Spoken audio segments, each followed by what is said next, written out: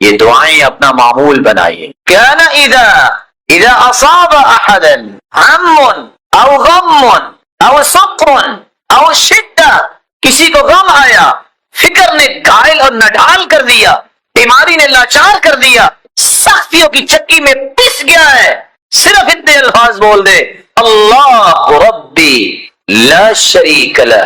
اتنے الفاظ بولنے سے اللہ اتنا راضی ہوتے ہیں کہ غم بھی، ہم بھی، اور سختیاں بھی اور بیماریوں کو بھی اللہ دور کر دے. اللہ ربی لا اشرک بہ شیئا، یہ شخص جو پڑھ لیتا ہے اللہ ذوالجلال اس کے غموں کو اور پریشانیوں کو دور فرما دیتے. اور تیسری دعا رسول اللہ صلی اللہ علیہ وسلم نے فرمایا، جو وہ دعا پڑھتا ہے جو ذوالنون نے پڑھی تھی، مچھلی والے نے، سمندر کا اندھیرا الگ ہے، رات کا اندھیرا الگ ہے، مچھلی کے پیٹ کا اندھیرا الگ ہے، تین قسم کے اندھیرے.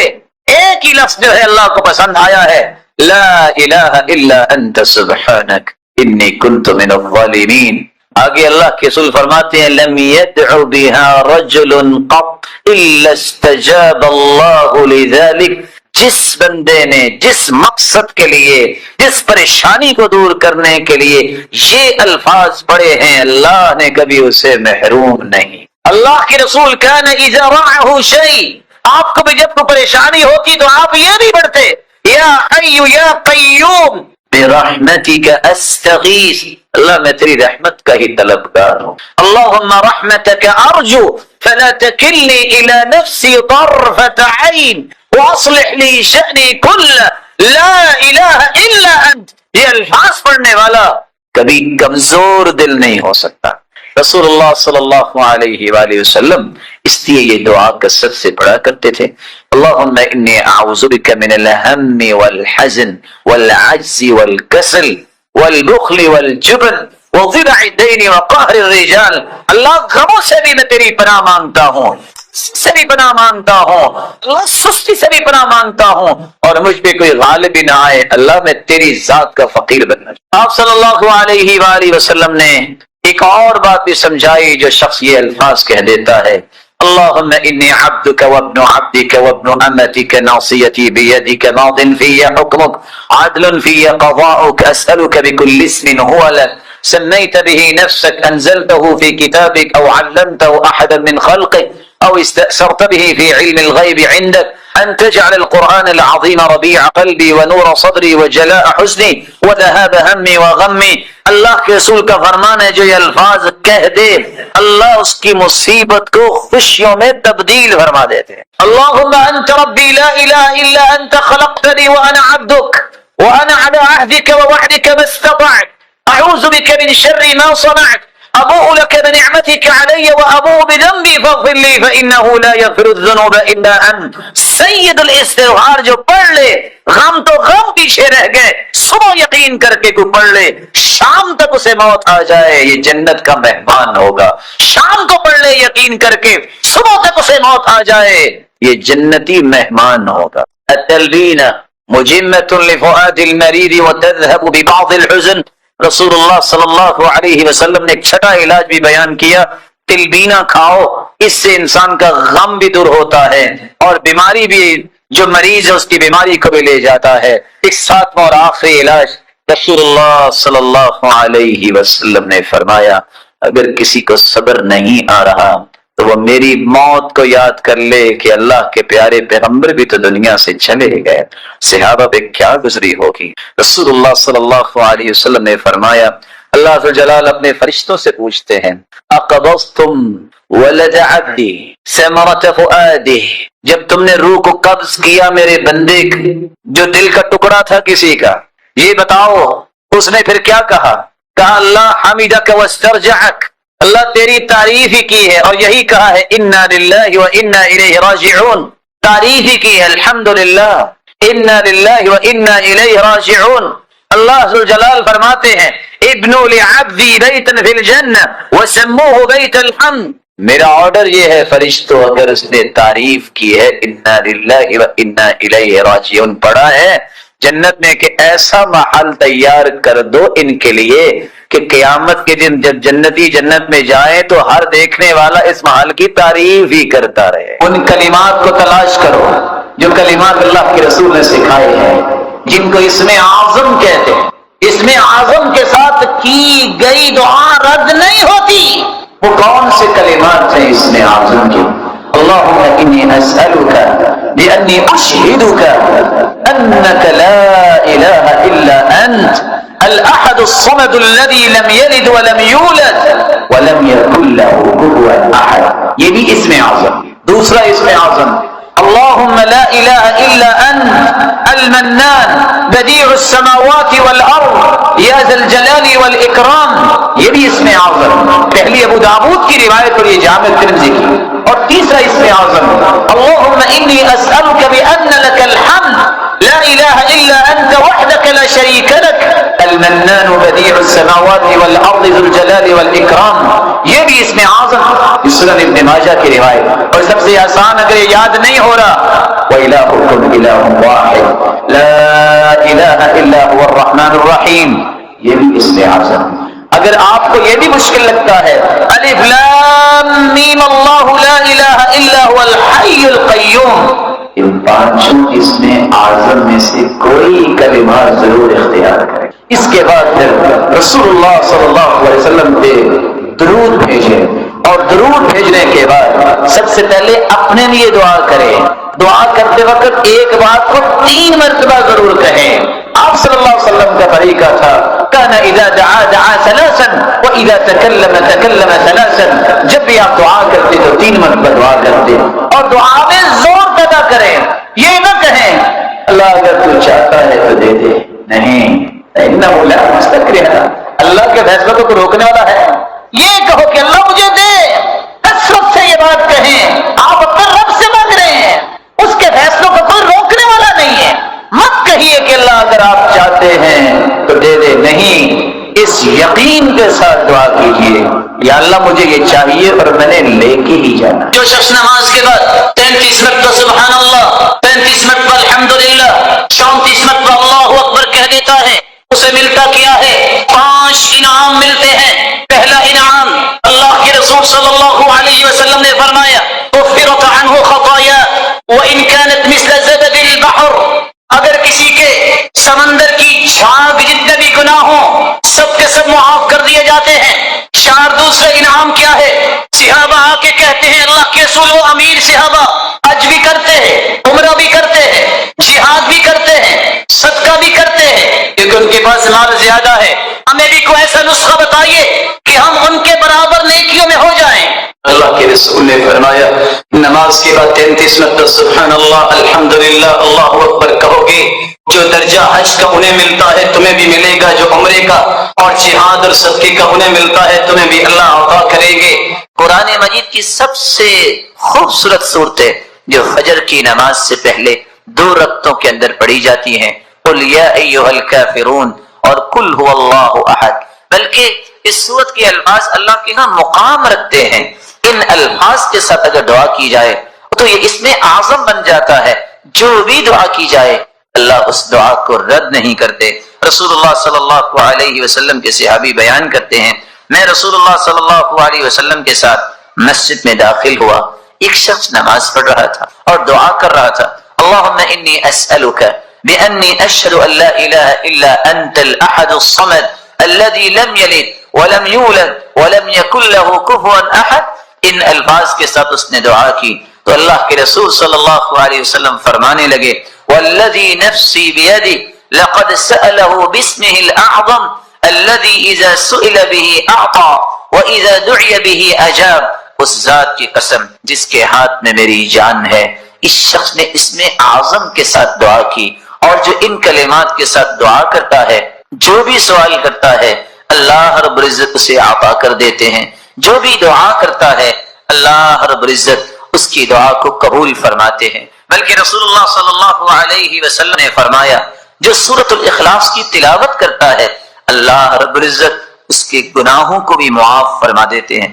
1 مرتبہ نہیں، آپ نے 3 مرتبہ فرمایا قل یا ایھا الکافرون فقال قد برئ من الشرک. ایک آدمی کو قل یا ایھا الکافرون پڑھتے سنا، آپ نے فرمایا یہ شرک سے بری ہو گیا۔ دوسرے شخص کو سنا وہ قل هو اللہ احد پڑھ رہا تھا، فقال غفر له، اللہ رب العزت نے اس کے گناہوں کو معاف کر دیا ہے۔ میرے بھائیو باوزی ہو کر، قبلہ رخ ہو کر، چار لفظوں میں سے کوئی لفظ ضرور استعمال کرو۔ وَإِلَٰهُكُمْ إِلَٰهٌ وَاحِدٌ لَا إِلَٰهَ إِلَّا هُوَ الرَّحْمَٰنُ الرَّحِيمُ، یہ اسم اعظم ہے۔ دوسرا لفظ الف لام میم اللہ لا الہ الا هو الحی القیوم۔ تیسرا لفظ اللہم انی اسألک بأنی اشہدک انک انت اللہ لا الہ الا انت الاحد الصمد الذي لم يلد ولم يولد ولم يكن له كفوا اللهم لا اله الا انت المنان بديع السماوات والارض ذا الجلال والاکرام۔ ان چار لفظوں میں سے کوئی لفظ بھی بولو، حدیث کہتی ہے اللہ کبھی تمہاری دعا کو رد کریں گے نہیں۔ اس میں اعظم ہے یہ، اذا دعی فاجاب واذا سئل فاعطى، جو مانگو گے عطا ہوگا، جو دعا کرو گے قبول ہوگی۔ پھر اس کے بعد درود پڑھیے، درود پڑھنے کے بعد یقین کر کے دعا کیجیے۔ کیسا یقین؟ ادعوا اللہ وانتم موقنون بالاجابہ، یقین ہوگا، یہ ناممکن میرے نزدیک ہے۔ ساری امیدوں کی ڈورے ڈاکٹر نے توڑ دیے، کچھ نہیں ہوگا، لیکن یہ مخلوق ہے، میں بھی نہ، اور محترم ڈاکٹر صاحب بھی، ایسا اس کا ہونا، اللہ میں یہ چاہیے۔ فلیعزم المسئلہ، چمٹ کے دعا کیجیے یقین کے ساتھ کہ وہ ضرور سنے گا۔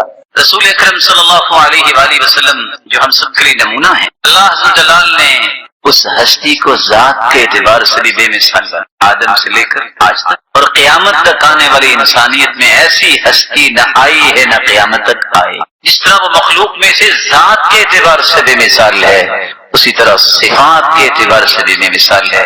آپ کی ایک صفت یہ بھی ہے، كان النبی اشد حیاء من العذراء فی خدرها، اللہ کے پیارے پیغمبر پردہ نشی کمواری عورتوں سے بھی زیادہ حیا کیا گیا۔ وَكَانَ إِذَا رَأَىٰ شَيْئًا يَكْرَهُهُ عَرَفْنَاهُ فِي وَجْهِهِ، صحابی کہتے ہیں کہ اگر وہ کسی چیز کو ناپسند کرتے تو ہم آپ کے چہرہ مبارک سے پہچان لیتے کہ آپ کو پسند نہیں ہے۔ آپ صلی اللہ علیہ وسلم ایسے کوئی الفاظ نہیں بولا کرتے، اس لیے نہیں بولا کرتے تھے کہ حیا ایک ایسی عظیم نعمت اللہ نے عطا کی تھی، اور جس کو اللہ عطا کر دیتا ہے وہ ہر قسم کی برائیوں سے اپنے آپ کو بچا لیتا ہے، تو وہ تو ذات ہی معصوم تھی، اس سے بڑی ذات تو اللہ نے پیدا کی۔ رسول اکرم صلی اللہ علیہ وسلم نے فرمایا، حیات اللہ عز و جلال نے اپنی صفت بھی بیان کی ہے، ان ربکم حیی کریم یستحیی من عبده اذا رفع یدیہ الیہ ان یردہما صفرا خائبتین۔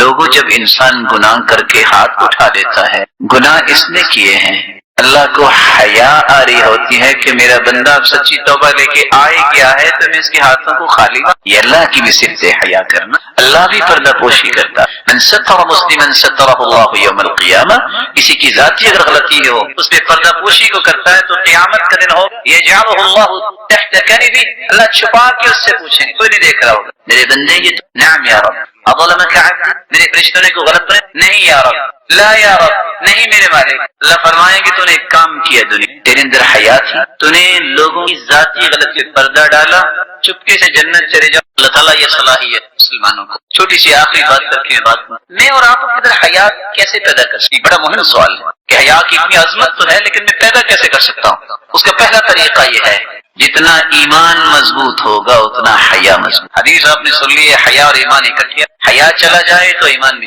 اپنے ایمان کو مضبوط کیجیے، اور ایمان مضبوط ہوتا ہے قرآن و حدیث میں۔ دوسرا طریقہ جسے آپ اپنے اندر حیا پیدا کر سکتے ہیں، استشعار مراقبۃ اللہ سبحانہ وتعالی، اللہ عز و جلال کی مراقبت کا احساس کرنا۔ میں جہاں بھی چلا جاؤں گا میرا رب، میں جہاں بھی چلا جاؤں میرا رب تو دیکھ رہا۔ اللہ عز و جلال کی یہ مراقبت کا احساس جب انسان کو، تو پھر انسان اپنے اندر حیا پیدا کر۔ قرآن مجید کے اندر اللہ عز و جلال نے العلیم 130 مرتبہ اس کلمے کو وارد کیا۔ العلیم کا مطلب یہ اللہ کی صفت ہے، وہ جانتا۔ اللہ عز و جلال نے 130 مرتبہ اس کا تذکرہ کیا۔ اللہ کے نام پڑھنے چاہیے، یاد کرنے چاہیے، ان کے معنی پڑھنے چاہیے۔ اور اللہ عز و جلال البصیر، اللہ دیکھ رہا ہے، دیکھنے والا ہے۔ 31 مرتبہ قرآن مجید میں اللہ تعالیٰ نے اس آیت کو وارد کیا۔ میں ساری دنیا سے بھی چھپ جاؤں لیکن اس سے نہیں چھپ سکتا۔ اس سے انسان کے اندر حیا پیدا ہوگی۔ اور ویسے بھی حدیث میں آتا ہے، جو 99 نام یاد کر لیتا ہے اللہ تعالیٰ اس کے بدلے اسے جنت۔ آپ کیا سمجھتے ہیں کہ ایک انسان غموں سے ٹوٹ چکا، مصیبتوں سے چور ہو چکا، گردن جھک گئی، قدم بوجھل ہو گئے، سوچ آگے صبر کرنے سے اپنے ہاتھ کھڑی کر چکی، علاج کیا ہے؟ انزائٹی ہے، ڈپریشن ہے، نہ جانے کون کون سی بیماریوں نے گھیر رکھا ہے، ڈاکٹر کہتے ہیں لا علاج ہے، زبان سے یہ الفاظ ادا کرو، اللہم انی عبدک وابن عبدک وابن امتک ناصیتی بیدک ماض فی حکمک عدل فی قضاؤک اسألک بکل اسم هو لک سمیت به نفسک او انزلته فی کتابک او علمته احدا من خلقک او استأثرت به في علم الغيب عندك ان تجعل القرآن العظيم ربيع قلبي ونور صدري وجلاء حزني وذهاب همي وغمي. اتنے الفاظ انسان پڑھ لے، دنیا جہان کے غم اس کے سر پہ سوار ہیں، اللہ سارے اتار دیتے ہیں اور اس کے دل کو قرآن مجید کو اس کے لیے بہار بنا دے. ساتھی صحابہ نے پوچھا اللہ کے رسول یہ ہم سیکھ نہ لیں؟ اور ساتھ کیا فرمایا؟ وَأَبْدَلَهُ مَكَانَهُ فَرَجًا، دنیا کی ہر مشکل کی جگہ اللہ آسانی لے آتے. فرمایا جو بھی سنے نا اس کو یاد کرنا چاہیے. اللہ یبسط الرزق لمن یشاء ویقدر وفرحوا بالحیاة الدنیا وما الحیاة الدنیا فی الآخرة الا متاع. رزق دینے والا تو جس کو چاہے دے کے آزمائے، جس کو چاہے تنگی دے کے آزمائش. دیکھنا یہ ہے کہ کون اس میں کامیاب ہوتا. کافر دنیا کی رنگینی سے خوش ہوتے ہیں، انہیں شریعت سے کوئی سروکار نہیں. پیسہ کیسے مل سکتا ہے، مال کیسے جمع ہو سکتا ہے، ان کی صرف ایک ہی سوچ ہوتی ہے کافر. وَفَرِحُوا بِالْحَيَاةِ الدُّنْيَا، اللہ نے ساتھ ہی فیصلہ سنا دیا وَمَا الْحَيَاةُ الدُّنْيَا فِي الْآخِرَةِ إِلَّا مَتَاعٌ. اور آخرت کے مقابلے میں پوری دنیا اتنی ہے جتنا ایک متاع ہوتا ہے. متاع کیا ہے؟ امام اصمعی رحمہ اللہ جب اس آیت میں پہنچے تو سوچتے ہیں متاع کس کہ اللہ نے پوری دنیا کو متاع کہہ دیا ہے کہ دنیا تو ہے ہی متاع. عربی کا امام ہے، دیہاتوں میں نکلا کہ اس کا معنی میں دیکھتا ہوں کہ لوگ کرتے. جب یہ آواز سنی تو حیران رہ گئے. ایک ماں بیٹی سے کہہ رہی تھی یا بنتی ہات المتاع، ایسا پھٹا پرانا کپڑا جس کو استعمال کیا جاتا ہے کسی چیز کی صفائی کے لیے، عام زبان میں جس کو ٹاکیاں بول دیا جاتا ہے، پوری دنیا کی قیمت کو اللہ نے اس پھٹے پرانے کپڑے سے تعبیر کی. آخرت کے مقابلے میں اس کی کوئی حیثیت. بلکہ رسول اللہ صلی اللہ علیہ اگر اللہ عز و جلال کہ ہاں دنیا کی ایک مچھر کے پر جتنی بھی قیمت ہوتی تو اللہ کسی کافر کو پانی کا گھونٹ نہ پلاتا. کافر مسلمان کو بھی دے رہا ہے، بلکہ کافر دنیا میں انجوائے کرتے ہیں، وقتی انجوائے کرتے ہیں، مال ان کے پاس زیادہ ہوتا ہے. مومن کے لیے چونکہ آخرت میں ہے اس لیے اسے دنیا میں کچھ صبر کرنا پڑتا. تو کافر کی خوشی مال و متاع کو جمع کرنے میں ہوتی ہے. ہدایت، شریعت، اللہ کی کتاب، اس کے رسول کی محبت اور اسی طرح جنت کے نظارے، یہ ان کی خوشی نہیں ہوتی اور نہ ہی انہیں نصیب ہی ہوں. کافر ایک دوسری چیز میں بھی خوش ہوتا ہے. فَلَمَّا جَاءَتْهُمْ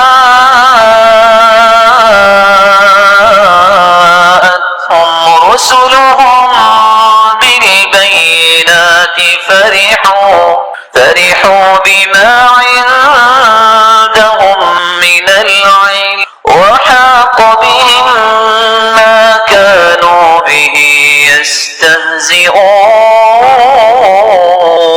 جب ان کے پاس اللہ کے پیغمبر اللہ کی طرف سے بینات اور واضح دلائل لے کے آئے، انہوں نے اس شریعت کو، اس وحی کو ٹکرا دیا. کافروں نے کہا کہ جو ہمارے باپ دادا کہتے تھے نا ہم تو اس پہ راضی، ہمیں تو خوشی ہے کہ ہم اپنے باپ دادا کے دین پر ہیں. فرحوا بما عندهم من العلم. اور اس لیے اللہ جلال نے دوسری جگہ دو حقیقتوں کو بیان کیا ہے. خوش تو قارون بھی بڑا ہوا تھا. ان قارون كان من قوم موسى فبغى عليهم وآتيناه من الكنوز ما إن مفاتحه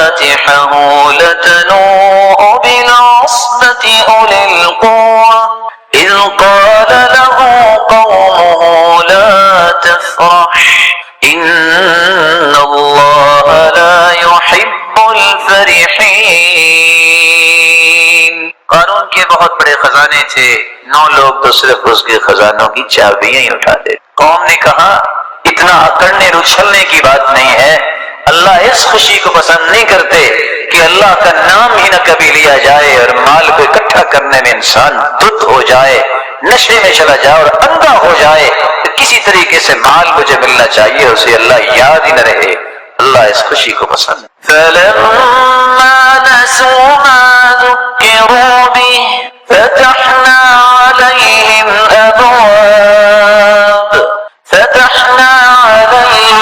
أَبْوَابَ كُلِّ شَيْءٍ حَتَّى إِذَا فرحوا، جب نصیحت کی گئی تو انہوں نے اس نصیحت کو بلا دیا، تو اللہ نے سزا کیسی دی؟ دروازے کھول دیے ان کو۔ جب انہیں نعمتیں ملی، نعمتوں پہ اچھلنے لگے، لو اللہ کی پسند ہے تو ہمیں نعمتیں ملی ہیں۔ حتی اذا فرحوا بما اوتوا اخذناهم بغتة فاذا هم مبلسون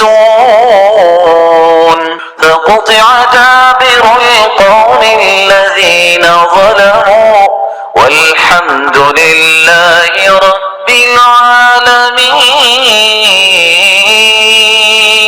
ایک شخص آ کے کہتا ہے یا رسول اللہ صلی اللہ علیہ، میں ایک مسئلہ لے کر آیا ہوں آپ کے پاس، اس مسئلے نے قد ارهقتنی واسقمتنی، اس نے مجھے توڑ کے رکھ دیا ہے، میں بیمار ہو گیا ہوں اس مسئلے، مجھے اس کا حل غم دیکھیں۔ رسول اکرم صلی اللہ علیہ وسلم نے پوچھی کون سی بات جس نے تمہیں توڑ کے رکھ دیا ہے، تھکا دیا ہے، بیمار کر دیا ہے؟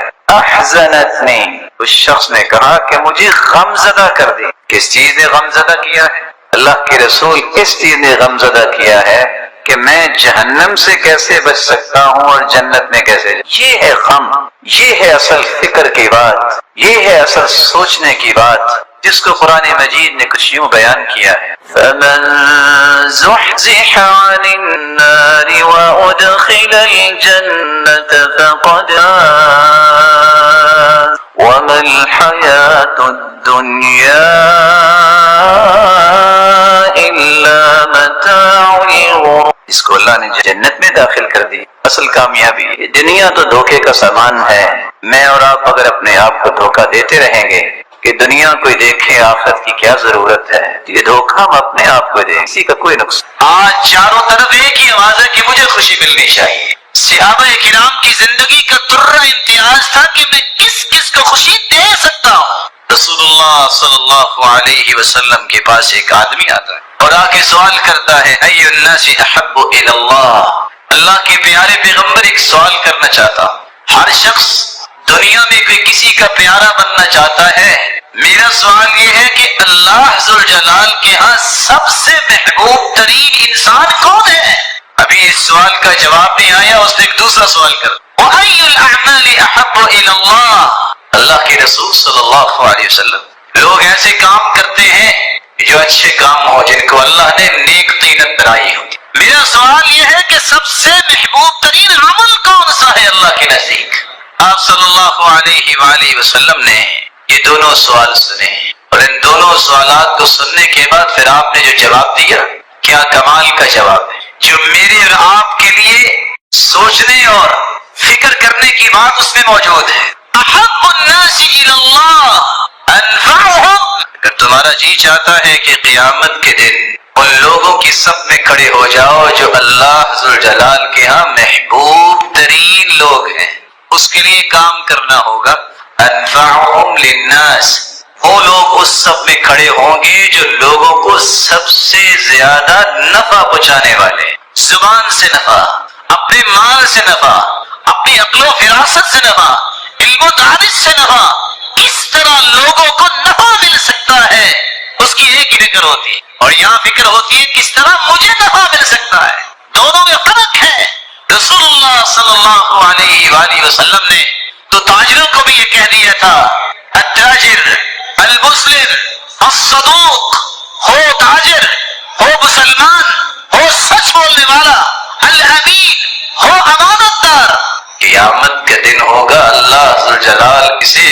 اللہ کے ساتھ کھڑے. اللہ کے رسول نے فرمایا تھا کثرت سے درود پڑھو. فمن كان اکثرهم علی صلاۃ كان اقربهم منی منزلۃ، جو کثرت سے جتنا زیادہ درود پڑھتا ہے قیامت کے دن وہ میرا امتی اتنا ہی سب سے میرے قریب ہو. کتنی خوش نصیبی ہے. کتاب و سنت کو سمجھنے والے کیا کہتے ہیں کہ ساری زندگی دعا کرتے رہو، اگر تم درود نہ پڑھو وہ دعا قبول ہونا تو دور کی بات، وہ دعا تو آسمانوں تک چڑھتی. کوئی پوچھے تو صحیح نام سے کہ ہمارا موقف کیا ہے. خود سے ہی بات بنا کے کہہ دیں کہ قرآن و سنت کو ماننے والے ایسا کہتے. ہم تو نہیں ایسا کہتے. ہم تو کہتے ہیں دنیا میں سب سے بڑا خوش نصیب ہی وہ ہے جو اللہ کے ذکر کے بعد سب سے زیادہ درود پڑھتا ہے. رسول اکرم صلی اللہ علیہ وآلہ وسلم نے اسی لیے صحابہ کرام سے کہا تھا من صلی علی او سأل لی الوسیلہ حقت علیہ شفاعتی یوم القیامہ. جو شخص درود پڑھتا ہے اور پھر میرے لیے وسیلہ طلب کرتا ہے، قیامت کا دن ہوگا میں اس امتی کی شفاعت کروں گا، سفارش کروں گا. صحیح ترغیب کی روایت 1668 رسول اللہ صلی اللہ علیہ وسلم نے فرمایا اول الناس بی یوم القیامہ اکثرهم علی صلاۃ، قیامت کے دن سب سے پیارا اور قریبی میرے وہ ہوگا جو سب سے زیادہ مجھ پہ درود بھیجنے والا. بلکہ اللہ کے رسول صلی اللہ علیہ وسلم نے فرمایا تھا ابخل الناس من ذکرت عنده فلم يصلی علی. بخیل تو دنیا میں بہت ہیں لیکن سب سے بڑا بخیل کسی نے دیکھنا ہے تو وہ ہے جس کے پاس میرا تذکرہ ہو اور پھر وہ درود نہ بھیج. یہاں رک کے میں ایک گزارش کروں گا بڑوں سے بھی اور چھوٹوں سے. کچھ تو اللہ کے رسول کے دشمن ہیں کافر، کچھ ایمان لانے کے باوجود بھی دشمنی کرتے ہیں کیونکہ اللہ کے رسول کی بات نہیں مانتے اور آپ کے وزیروں اور مشیروں کو برا بلا کہتے ہیں. یہ بھی دشمنی ہے اللہ کے رسول. اور کچھ لوگ چاہتے نہ چاہتے بھی بخیلی کر جاتے ہیں اور بخل کرنے والوں کے صف میں کھڑے ہو جاتے ہیں اور اپنے آپ کو نیک بھی کہتے ہیں. آپ پوچھیں گے وہ کیسے؟ اپنا نام آئے گا تو 4 سابقے 4 لاحقے، ایم اے پاس ہے، بی اے پاس ہے اور یہ ماسٹر کیا ہے، یہ ایم فل کیا ہے، پی ایچ ڈی کی ہے. اس کے بغیر نام لکھنا بولنا سننا پسند ہی نہیں ہے. سرتاج رسول صلی اللہ علیہ وسلم کا نام آئے گا تو کیا ڈال دیں گے؟ صاد. بخیل ہے.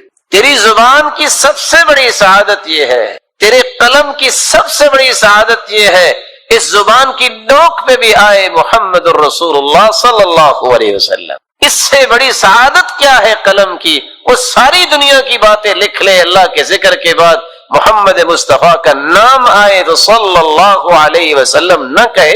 سعادت کیسے؟ خوش بختی ہے. تو میں بات اگلی کرنے سے پہلے ایک وعدہ لینا چاہوں گا اور اگر اس وعدے پہ ہم سب پختہ ہو جائیں تو آج کی مجلس اس کا فائدہ ثابت ہو جائے گا. کون ہے جو آج کے بعد جب بھی لکھے گا وہ صاد یا صلعم نہیں لکھے گا بلکہ پورا لکھا کرے گا صلی اللہ علیہ وسلم؟ کون کون وعدہ کرتا؟ آپ اہل علم ہیں، آپ کو ان باتوں کا خیال کرنا چاہیے. کچھ لوگ سارا کچھ لکھیں گے، بسم اللہ الرحمن الرحیم نہیں لکھیں گے، 786 لکھ دیں گے. ان مسکینوں سے پوچھو 786 بنتا کیسے ہے؟ ابجد حوض حقی کو بھی نکالیں تو 786 بنا کے دکھائیں. عادات کا علم جو ہے اس میں بھی دیکھیے. پھر اللہ عز و جلال کے نام میں بخل.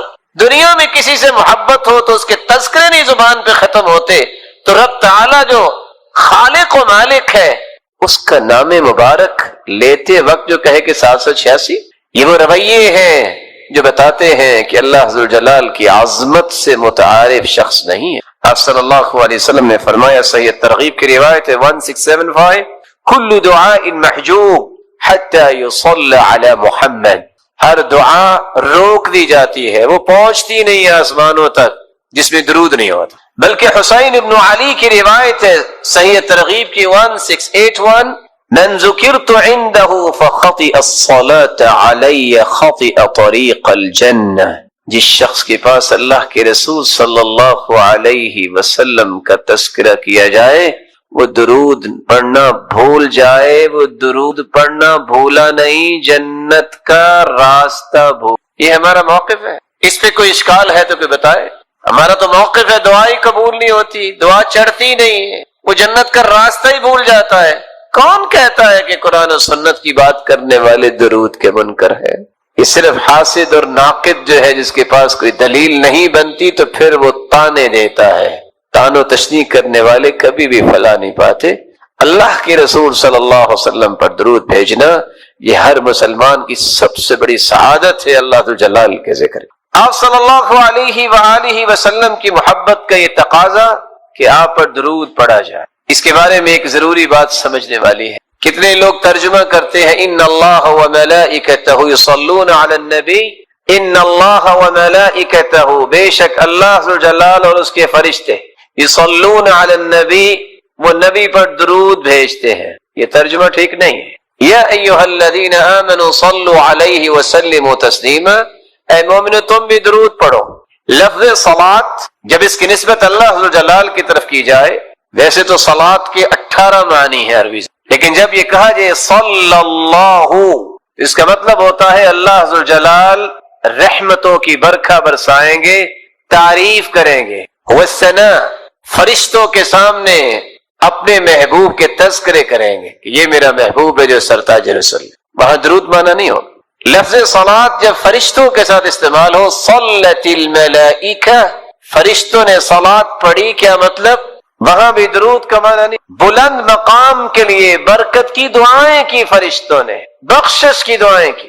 صلی الرجل، جب لفظ صلاۃ کو کسی انسان کے ساتھ ذوی العقول کے ساتھ استعمال کیا جائے، اس کا مطلب نماز پڑھنا بھی ہوتا ہے، اس کا مطلب درود پڑھنا بھی ہوتا ہے، اور دیگر معانی بھی اہل لغت نے بیان کیے ہیں. لیکن اگر غیر ذوی العقول کے لیے استعمال ہو، صلت الطیور والحیوانات، پرندوں نے درود پڑھا، یہ ترجمہ نہیں ہوتا.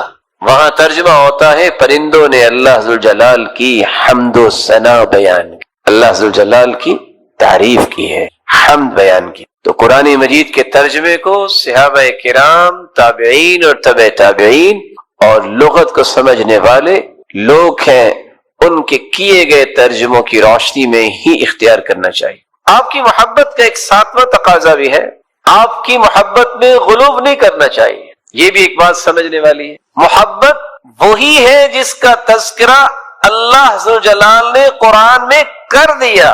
بھلا اللہ سے بڑھ کے بھی کوئی محبت کی حقیقت کو پیش کر سکتا ہے؟ محبت وہی ہے جو اللہ کے رسول نے خود سمجھا دی کہ یہ میرے ساتھ محبت کرو. غلو نہیں، حدود سے تجاوز نہیں، حدود کو کراس نہ کیا جائے. صرف 3 آیتیں اگر آپ ان کو یاد رکھیں تو کبھی بھی آپ غلو کا شکار نہیں ہوں گے. سورۃ الانعام کی 50 نمبر آیت، سورۃ الاعراف کی 188 نمبر آیت، اور سورۃ الکہف کی آخری آیت 110 نمبر آیت. اللہ ذو الجلال فرماتے ہیں قُلْ لَا أَقُولُ لَكُمْ عِنْدِي خَزَائِنُ اللَّهِ وَلَا أَعْلَمُ ولا أقول لكم إني ملك إن أتبع إلا ما يوحى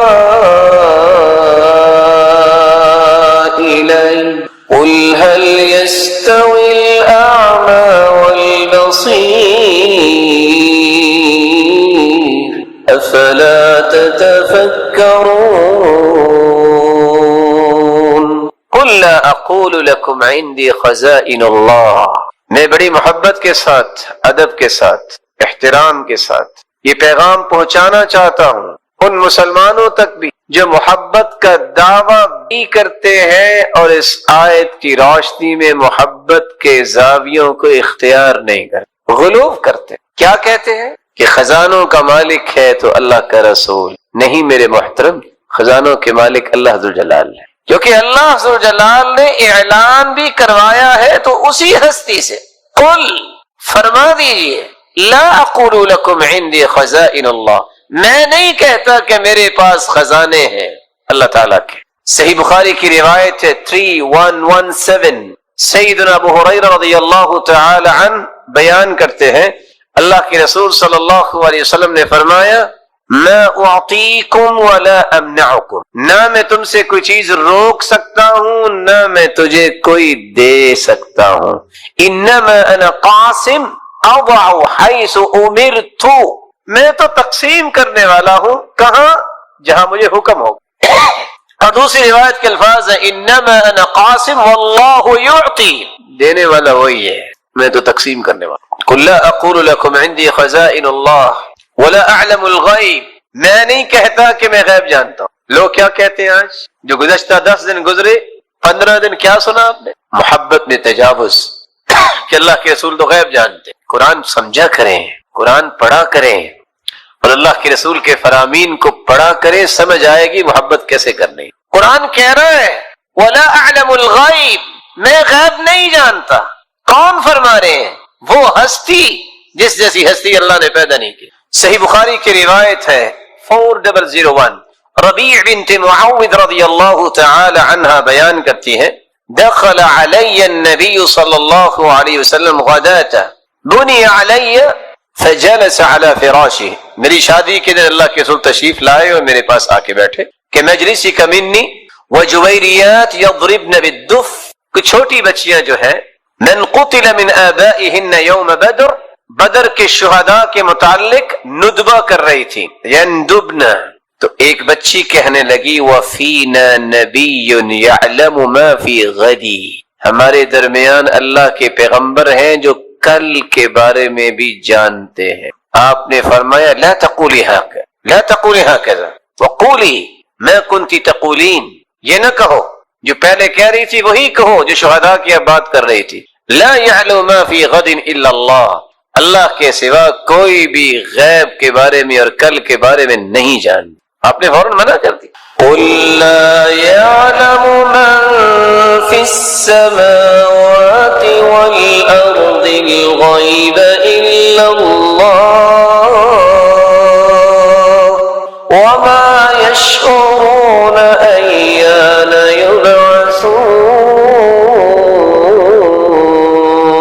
يبعثون. میرے محبوب فرما دیجئے لا يعلم من في السماوات والأرض الغيب إلا الله، زمین و آسمان کے غیب کے متعلق کوئی نہیں جانتا. ہاں جس کو اللہ ذوالجلال نے اپنے پیغمبر کو بتا دیا پھر وہ غیب رہتا نہیں ہے. جس کو یہ آیت سمجھ آ جائے کبھی بھی تجاوز نہیں کرے گا. لوگ آدھی آدھی رات گزار دیتے ہیں اور یہ کہہ رہے ہوتے ہیں ادرکنی یا رسول اللہ، انظر الی یا رسول اللہ صلی اللہ علیہ وسلم. میرے بھائی استغاثہ اور مدد طلب کریں تو اللہ ذوالجلال سے.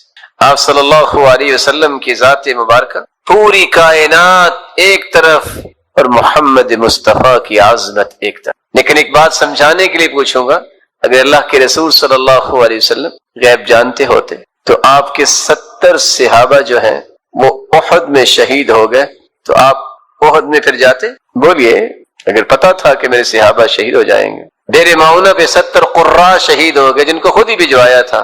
جو غیب کا علم ہوتا تو اہل قرآن جو شہید ہوئے ہیں آپ اس کے بارے میں کیا کہیں گے؟ سیدہ عائشہ رضی اللہ تعالی عنہ جن کی پاکیزگی قرآن نے بیان کی، اگر غیب کا علم ہوتا تو آپ یہ فرماتے ان کنت الممت بذنب فتوبی واستغفری، عائشہ اگر تم سے بھول ہوگی ہے، غلطی ہوگی ہے تو توبہ کر لو.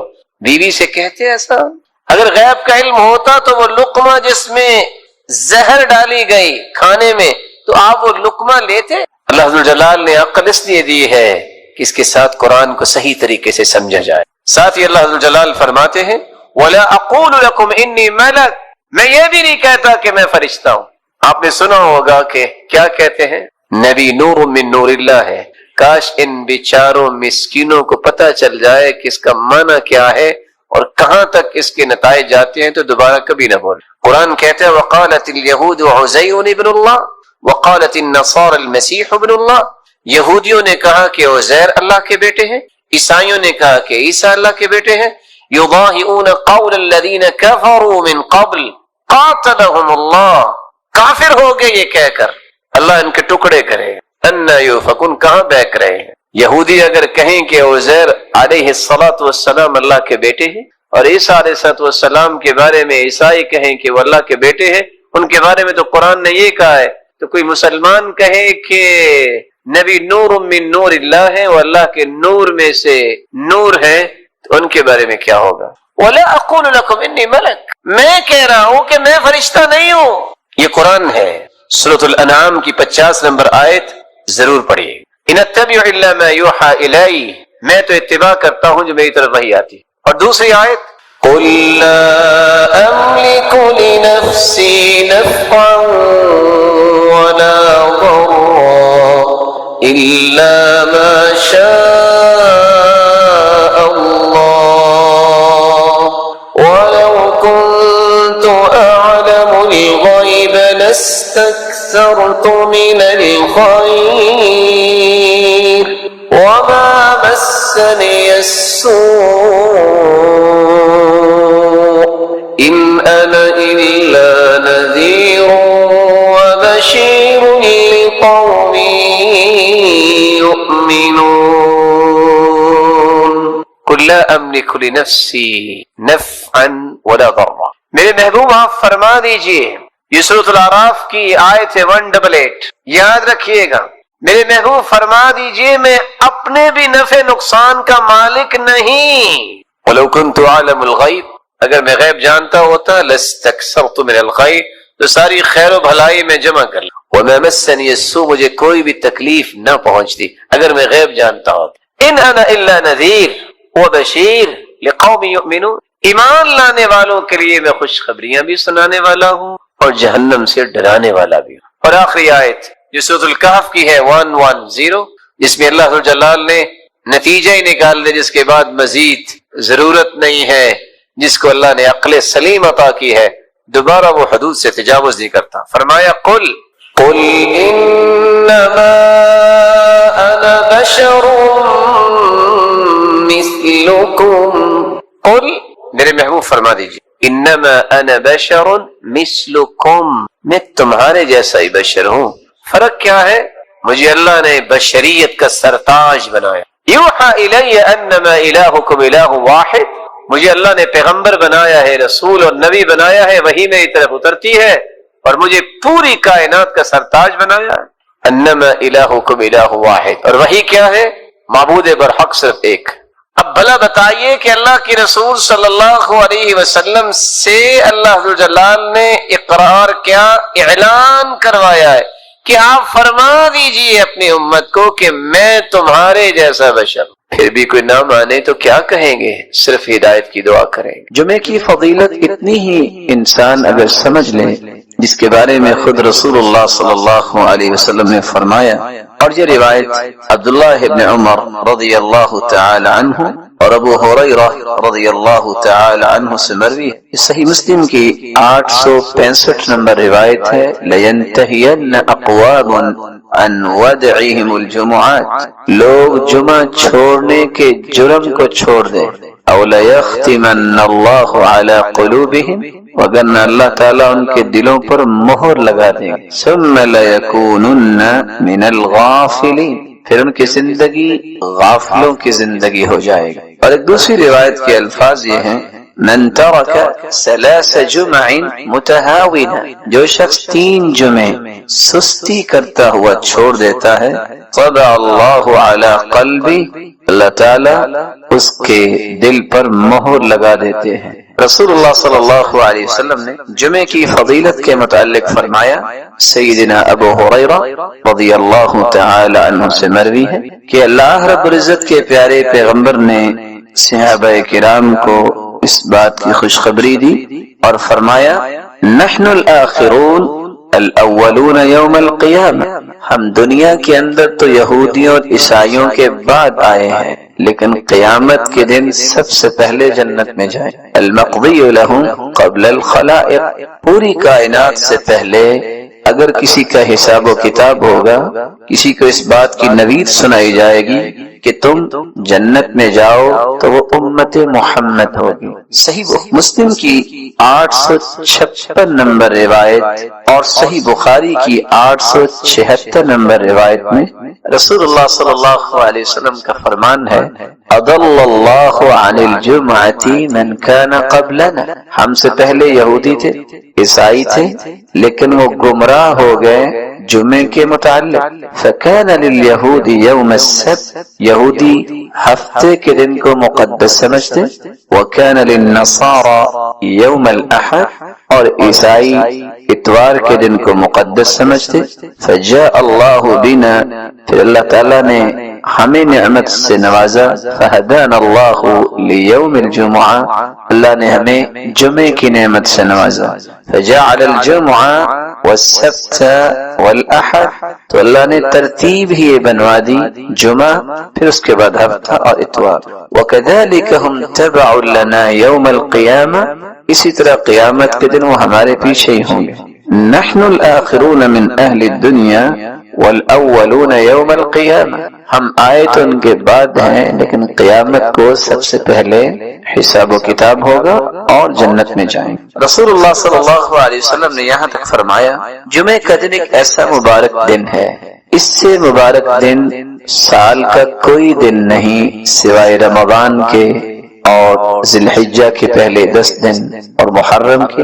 اور لفظ وہاں کیا ہے؟ خیر یوم طلعت علیہ الشمس یوم الجمعہ، جمعے کا دن ایسا مبارک دن ہے سال میں جب بھی سورج نکلتا ہے سب سے زیادہ خیر والا دن جمعے کا دن ہے. اس کی وجہ فیہ خلق آدم، اللہ تعالیٰ نے اسی دن آدم علیہ السلام کو پیدا کیا. وفیہ ادخل الجنہ، اور جمعے کے دن ہی اللہ رب العزت نے آدم کو جنت میں داخل فرمایا.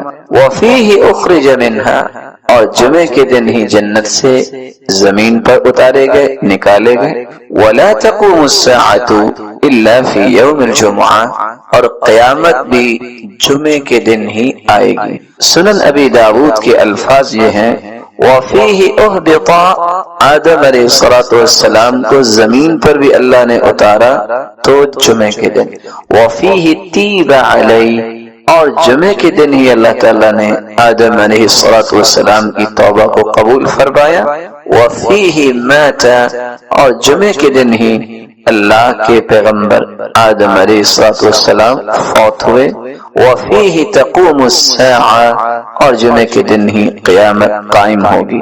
اور ساتھ یہ فرمایا وَفِيهِ سَاعَةٌ لَا يُصَادِفُهَا عَبْدٌ مُسْلِمٌ وَهُوَ يُصَلِّي يَسْأَلُ اللَّهَ حَاجَتَهُ إِلَّا أَعْطَاهُ، اس دن ایک ایسی مبارک گھڑی ہے، اس مبارک گھڑی میں جو بھی دعا کی جائے اللہ تعالیٰ اس دعا کو رد نہیں کرتا. رسول اللہ صلی اللہ علیہ وسلم نے یہاں تک فرمایا، اور یہ سنن ابن ماجہ کی روایت ہے 1084 نمبر، کہ دنوں میں سرتاج دن سید دن جمعہ کا دن ہے. ان یوم الجمعہ سید الایام واعظمها عند اللہ، جمعہ کا دن تمام دنوں کا سید ہے، سرتاج ہے، اور وہ اللہ کے ہاں بڑی ہی عظمت والا دن ہے.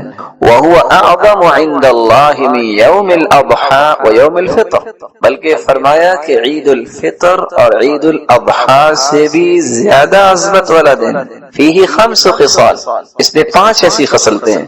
خلق اللہ فیہ آدم، اس دن اللہ تعالیٰ نے آدم کو پیدا کیا. وَأُهْبِطَ فِيهِ آدَمَ إِلَى الْأَرْضِ، اور اسی دن اللہ نے زمین کی طرف آدم کو اتارا.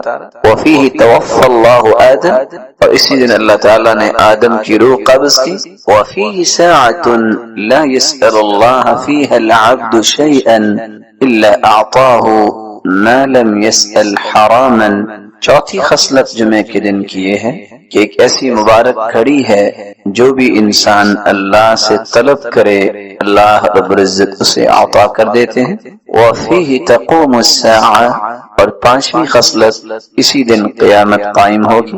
مَا مِن مَلَكٍ مُقَرَّبٍ وَلَا سَمَاءٌ وَلَا أَرْضٌ وَلَا رِيَاحٌ وَلَا جِبَالٌ ولا بحر الا وهن يشفقن من يوم الجمعہ، فرشتے، آسمان اور زمین، ہوائیں اور پہاڑ اور سمندر اس دن سے خوف کھاتے ہیں کہ اس دن قیامت قائم ہو.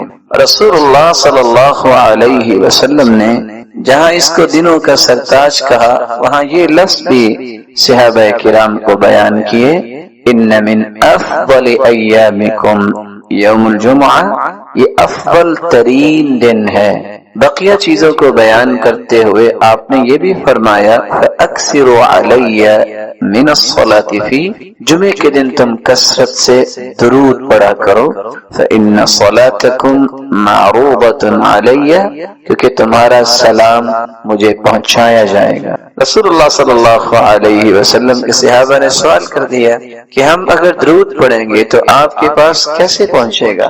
تو جواب دیا ان اللہ حرم علی الارض ان تأکل اجساد الانبیاء، اللہ تعالیٰ نے زمین پر حرام کر دیا ہے کہ وہ انبیاء کے جسد مبارک کو نقصان پہنچائے یا کھائے، تو تمہیں ثواب اور اجر سے نوازا جائے گا۔ اور یہ روایت سنن ابی داود کی 1047 نمبر اور سنن النسائی کی 1373 نمبر اور سنن ابن ماجہ کی 1082 نمبر۔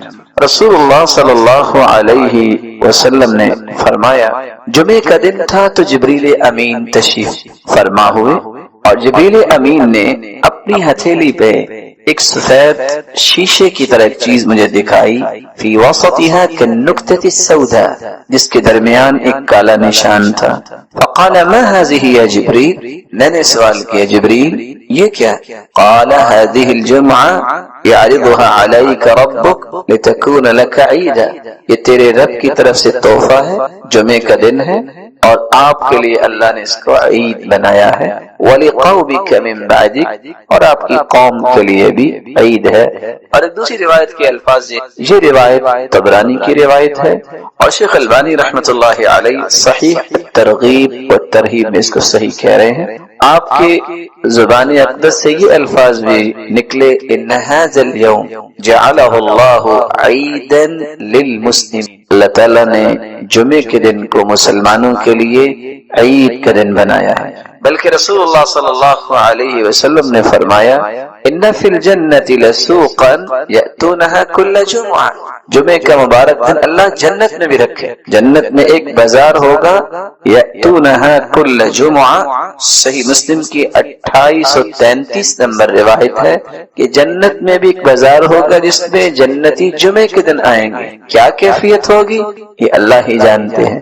اور اگر اس کو دوسرے لفظوں میں آپ کہہ سکیں کہ جنت میں بھی اللہ تعالیٰ جمعہ بازار جنتیوں کی خواہشوں کو پورا کرنے کے لیے لگوائیں گے، فتحب ريح الشمال، شمال کی طرف سے ہوا آئے گی، فتحسو في وجوههم وثيابهم، جو جنتیوں کے لباس اور ان کے چہروں پہ پڑے گی، فیزدادون حسنا وجمالا،